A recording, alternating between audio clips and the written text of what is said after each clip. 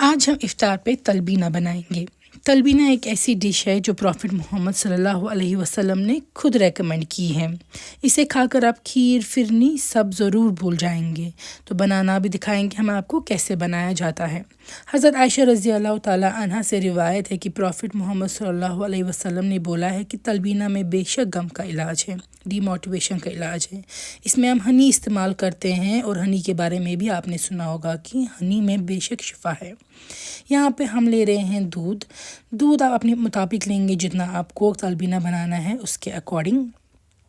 थोड़ा सा इसको स्टर करेंगे और इसमें हम ऐड कर देंगे बार्ले, जिसे कि जौ का दलिया भी बोला जाता है, और तलबीना के नाम से भी आपको ये ऑनलाइन भी मिल जाएगा या तो शॉप्स पे भी अवेलेबल होता होगा। तो ये आप इसमें ऐड कर देंगे। बार्ले इसको अंग्रेज़ी में बोलते हैं और जौ का दलिया इसको उर्दू में बोलते हैं। इसको आपको मिक्स करना है, स्टर करते रहना है। लगभग 5-6 मिनट तक आपको इसको पकाना है, जब तक ना ये थिक हो जाए। इस स्टेज पे आप इसमें अपनी चॉइस के नट्स ऐड कर सकते हैं और ड्राई फ्रूट्स भी डाल सकते हैं। मैंने यहाँ पे खजूर भी चॉप करके ऐड कर दिए हैं। ये दोनों चीज़ें 100% ऑप्शनल है, बस टेस्ट एनहांस करने के लिए डाला है। इसमें मैं चीनी का इस्तेमाल नहीं कर रही हूँ बल्कि हनी का इस्तेमाल कर रही हूँ। और आप सल्लल्लाहु अलैहि वसल्लम ने फरमाया है कि 3 चीज़ों में शिफा है, जिसमें कि शहद एक है। इसको हम अच्छे से मिक्स कर देंगे और तलबीना को डिश आउट करेंगे। आप चाहें तो ये गर्म भी खा सकते हैं या ठंडा, जैसे आपको मन पसंद करें। इसको जब हम अच्छे से डिश आउट करेंगे, ऊपर आप इसको फिर से नट्स वगैरह से, चॉप्ड नट्स से गार्निश कर सकते हैं, खजूरों से भी गार्निश कर सकते हैं। जिस तरीके से मैं इसको इस तरीके से चॉप्ड स्लाइस्ड खजूर डेट्स से गार्निश करूँगी और साथ में इसको मैं नट्स से भी गार्निश करूँगी। ये सारे स्टेप्स बस ऑप्शनल है।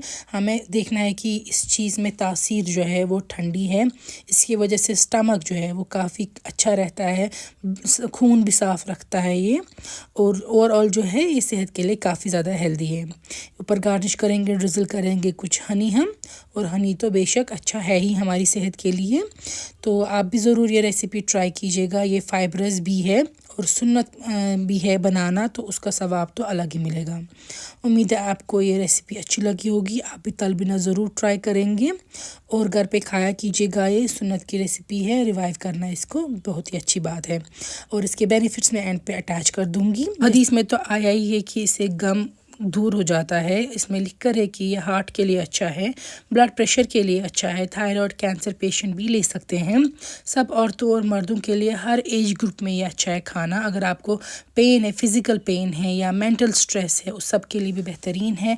एनर्जी इससे काफ़ी एनहांस होती है। अगर कुछ औरतों में इनफर्टिलिटी के इश्यूज़ हैं वो इसको खा सकते हैं, खून की कमी है वो भी खा सकते हैं, प्रेग्नेंट औरतें और फीडिंग मदर्स भी ले सकते हैं। और अगर आपको कॉन्स्टिपेशन वगैरह है वो भी ठीक होगा। इससे IQ लेवल जो है वो बच्चों की इंक्रीज़ होती है और मेमोरी शार्प हो जाती है। तो आप भी ज़रूर ट्राई कीजिएगा तलबीना और फिर बताइएगा आपको कैसा लगा।